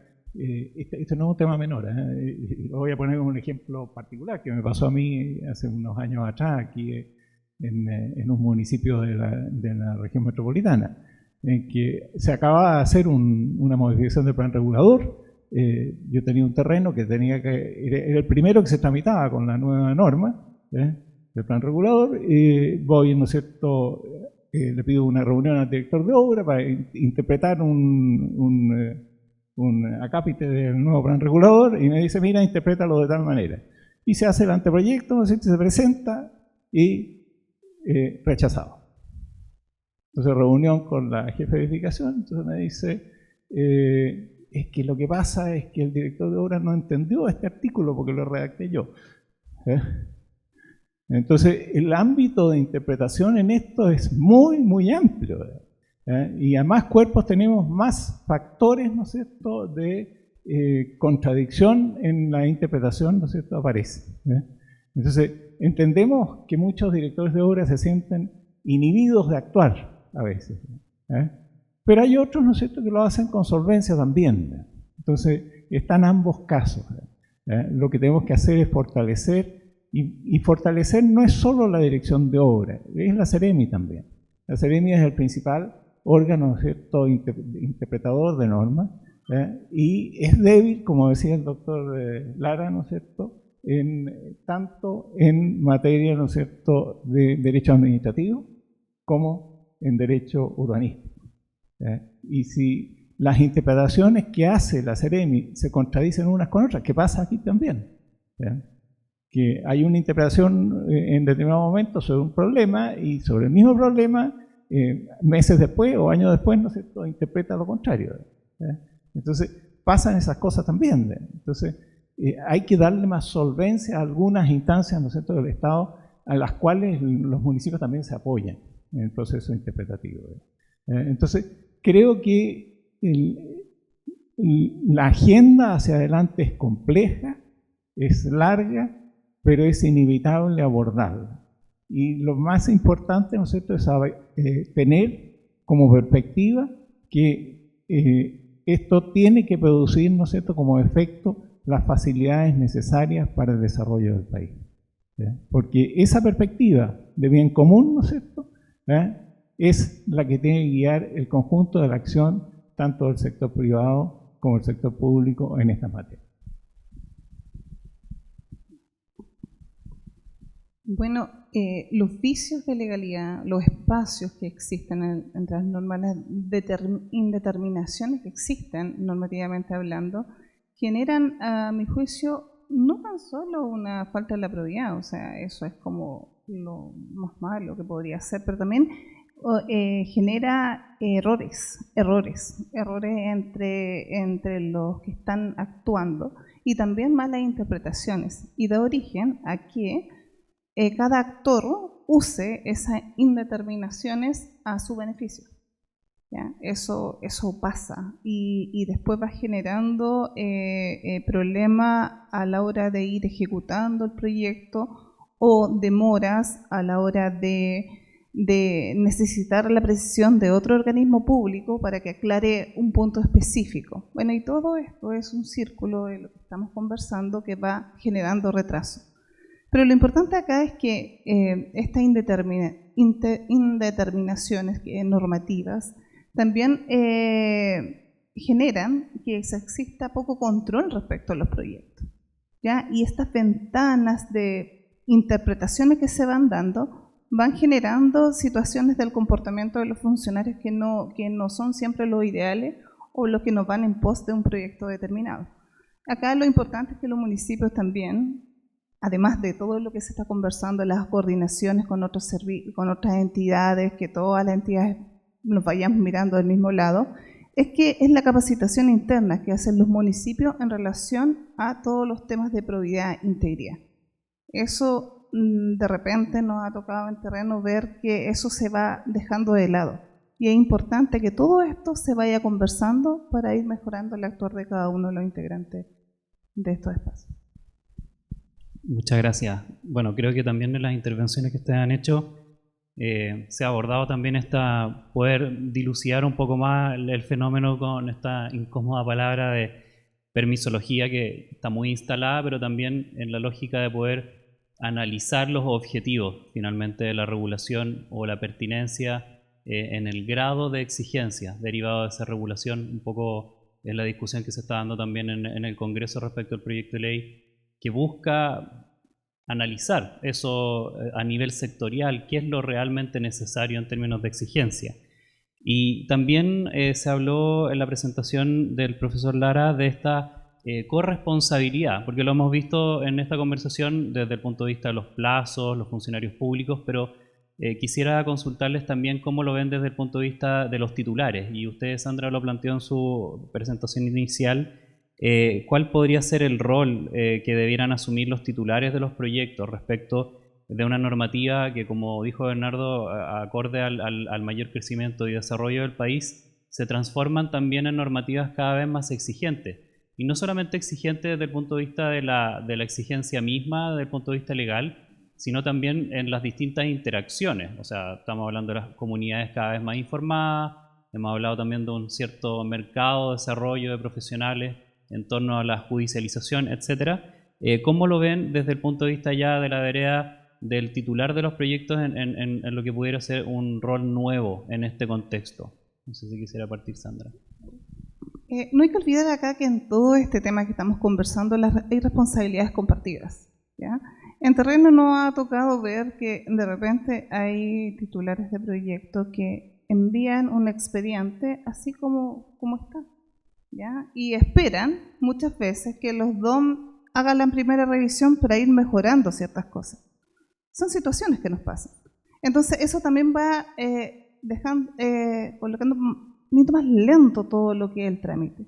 Aquí las responsabilidades compartidas hay que entenderlas. Hay que ver también de que la realidad de las distintas comunas también es distinta. Hay comunas que están creciendo y están creciendo más rápido de lo que la normativa no lo sigue, digamos, en relación al crecimiento. Las normativas urbanísticas, las normativas ambientales, todo eso son temas que hay que ir considerando. Ahora, sería ideal mantener lo que han estado conversando aquí en el panel sobre la digitalización, automatización de los sistemas, pero no tenemos que olvidar también que existe una brecha tecnológica muy grande entre municipio y municipio. Entonces, no es algo que se vaya a resolver así, ahora ya, solamente con un proyecto o con algo. La realidad de los municipios es distinta. Entonces, bueno, me quedo con la idea de que no olvidemos que las responsabilidades son compartidas. Bueno, yo creo que en esto todos coincidimos. Aquí hay dos patas y más patas todavía, pero básicamente, ¿no es cierto?, frente al acto del permiso de edificación hay dos patas, ¿no es cierto?, que son la Dirección de Obras Municipales, que es la que revisa el cumplimiento de las normas urbanísticas, con todas las ambigüedades que ello representa, y otros cuerpos legales, ¿no es cierto?, complementarios, y por otro lado quien presenta. Evidentemente, si quien presenta, ¿no es cierto?, presenta el expediente incompleto, presenta antecedentes contradictorios, etcétera, ¿no es cierto?, amerita el rechazo del ingreso, y tendrá que corregirlo, ¿no es cierto?, y es lamentable si es que se constituyera, como dice acá, ¿no es cierto?, en una práctica reiterativa. En ese sentido, es nuestra misión como Cámara Chilena de Construcción promover también, ¿no es cierto?, el buen actuar en este sentido. Entendemos que el sistema de proyectos, ¿no es cierto?, es tremendamente atomizado. Nosotros como Cámara no representamos tampoco a todos los que hacen proyectos ni nada por el estilo, pero tratamos de representar a la industria, hacernos responsables, ¿no es cierto?, no solo por nuestros socios, sino que también por las prácticas que se hacen en común. O sea, si hay que endurecer algunos aspectos, ¿no es cierto?, que aseguren la buena presentación de proyectos, y esos aspectos son racionales, ¿no es cierto?, contará siempre con el beneplácito de la Cámara. Ahora, si son irracionales, si son subjetivos, ¿no es cierto?, si son improductivos, etcétera, bueno, evidentemente nos vamos a oponer a ellos. Pero hay espacio, ¿no es cierto?, tanto desde el punto de vista del sector privado como del sector público de mejora en esto, y coincido con Sandra, municipio y municipio. O sea, yo no podría quizás pedirle una revisión BIM, ¿no es cierto?, a la Municipalidad de Santiago, pero sería muy difícil pedirle a la de Colchane, ¿no es cierto?, que hiciera lo mismo. Entonces, y también en términos de los mismos actuantes, o sea, titulares. Hay proyectos, ¿no es cierto?, que no van a entrar nunca en un formato BIM, porque son desarrollados por pequeños desarrolladores que no tienen ni siquiera los recursos financieros para sostener, ¿cierto?, el formato BIM. Entonces van a hacerlo en los medios más artesanales. Pero si podemos despejar, ¿no es cierto?, la mitad de los proyectos por formato electrónico, ¿no es cierto?, habremos avanzado enormemente, liberaríamos, ¿no es cierto?, una cantidad enorme de horas de trabajo en las direcciones de obras municipales, etcétera, que además de todas las cosas que señaló el profesor Lara, hasta administran cementerios. Hay casos de direcciones de obras municipales, y algunas grandes, por ejemplo acá en Santiago, administran el alumbrado eléctrico de la comuna, digamos, y cosas de ese tipo. Entonces tienen una cantidad de funciones que le van asignando al municipio que son variadas, enormes y dispersas. Entonces también mi respeto por todos aquellos que son capaces de actuar en tan heterogénea misión, pero necesitamos mejorar, ¿no es cierto?, el estándar general del Estado y de la industria.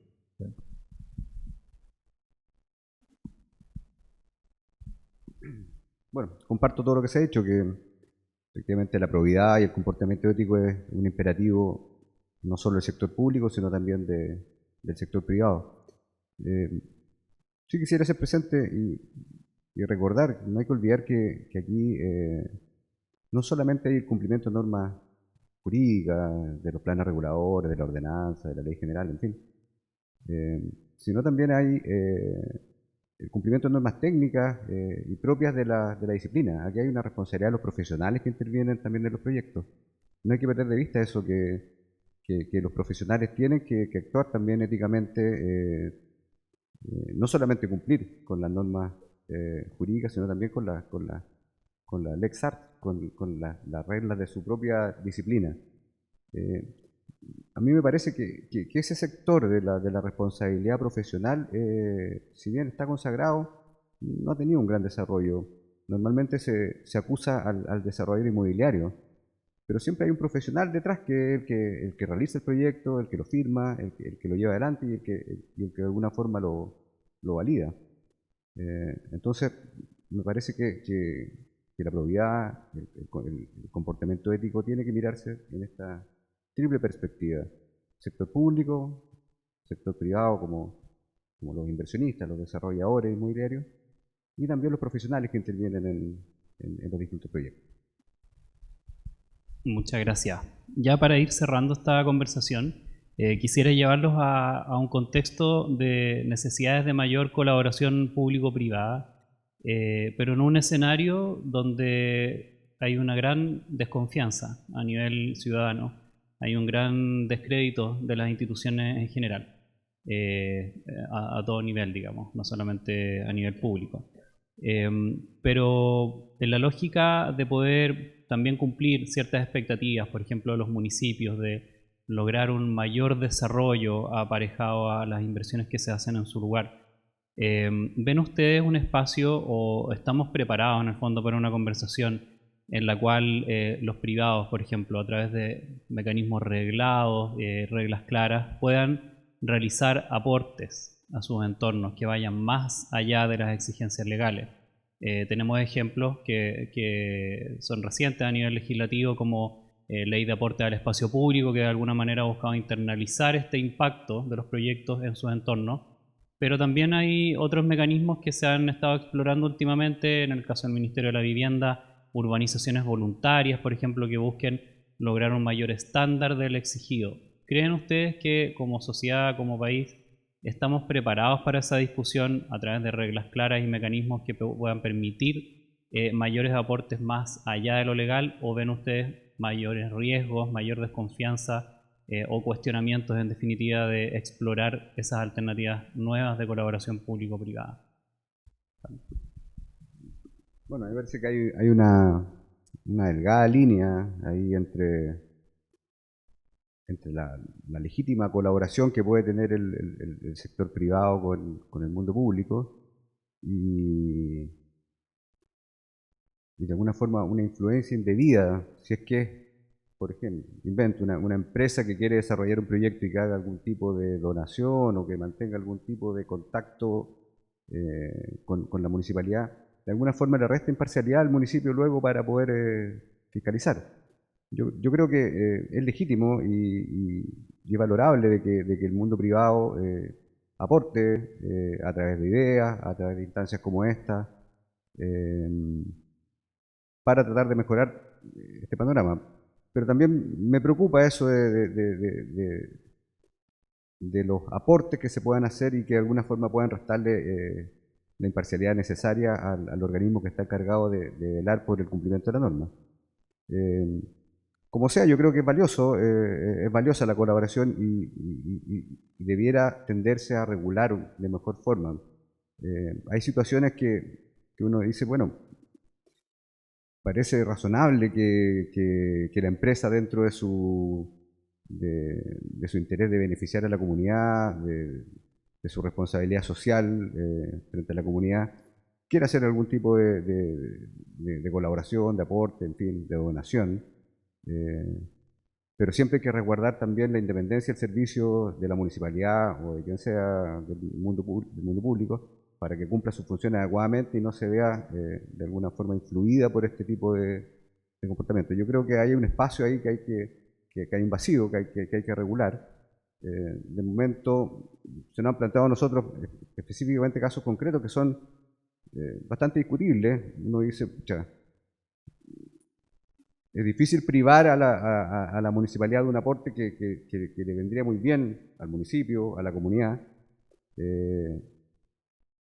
Pero claro, está por otro lado la posibilidad de que ese aporte le signifique algún tipo de ventaja a la empresa. Yo creo que hay un camino ahí que recorrer, hay que regular bien esta materia de manera de cautelar ambas cosas, el beneficio y el bien público, y por otro lado la imparcialidad de los organismos encargados de aplicar la ley. Gracias. Bueno, aquí hay varios ángulos en esta pregunta. Carlos partió por un lado y terminó en otro.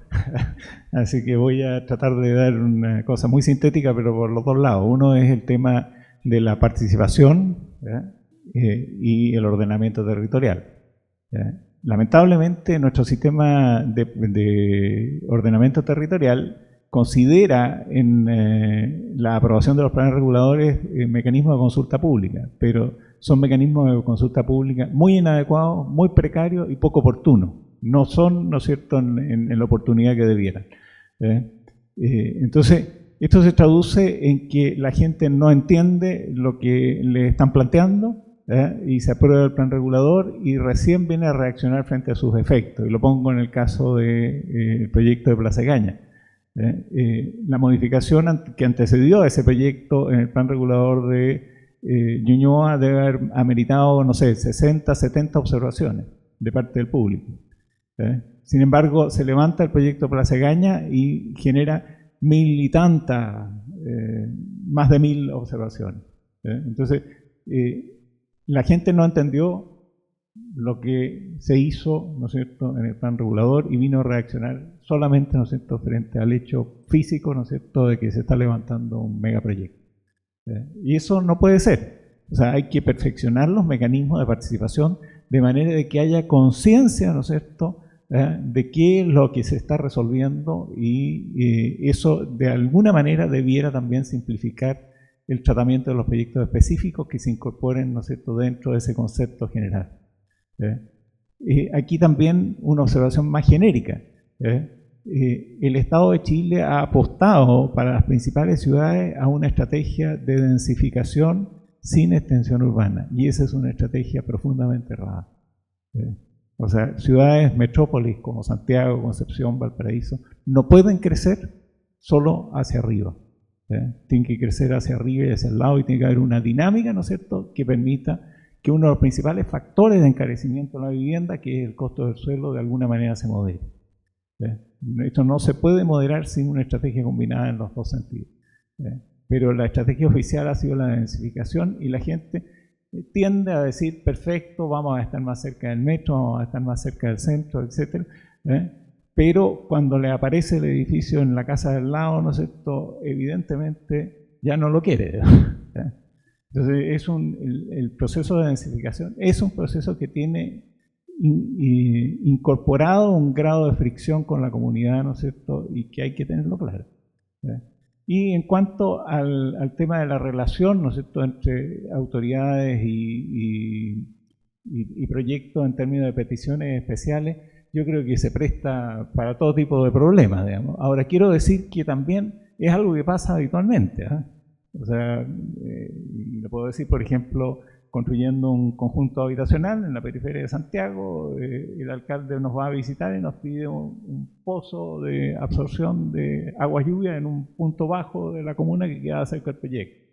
Bueno, eso lo hicimos, digamos, pero quiero decir, ¿no es cierto?, que como decía acá Carlos, ¿no es cierto?, es una línea muy delgada, ¿no es cierto?, la que separa ese tipo de cosas, ¿no es cierto?, de la probidad y de la corrupción. O sea, hay que tener mucho, mucho cuidado con ese tema. Sin lugar a dudas es un tema complejo porque ayuda, colaboración, capacitación, elementos tecnológicos, claramente los municipios los necesitan. De hecho, en mi paso por regionales, ya como en la labor de Contraloría, me ha tocado ver que obviamente la realidad de algunos municipios de regiones no es cercana a la de región metropolitana. Entonces, hay mucha necesidad.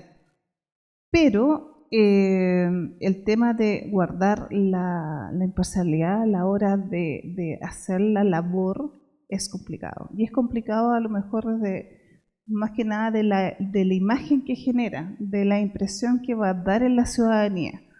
No puede ser de que se generen estos espacios para que la ciudadanía siga y aumente la desconfianza a ese sector. Entonces, como decía Carlos, la línea es muy delgada y de existir esta colaboración tendría que ser muy normada, muy clara los roles y los roles que cada entidad tendría en esta situación. Pero hay que manejarlo porque es complejo. Los servicios lo necesitan, los municipios lo necesitan, pero es una situación compleja. Sandra, Bernardo, Carlos, les agradezco mucho sus intervenciones, a ustedes también por la atención, a quienes nos siguen online también. Muchas gracias por acompañarnos hoy día en este panel.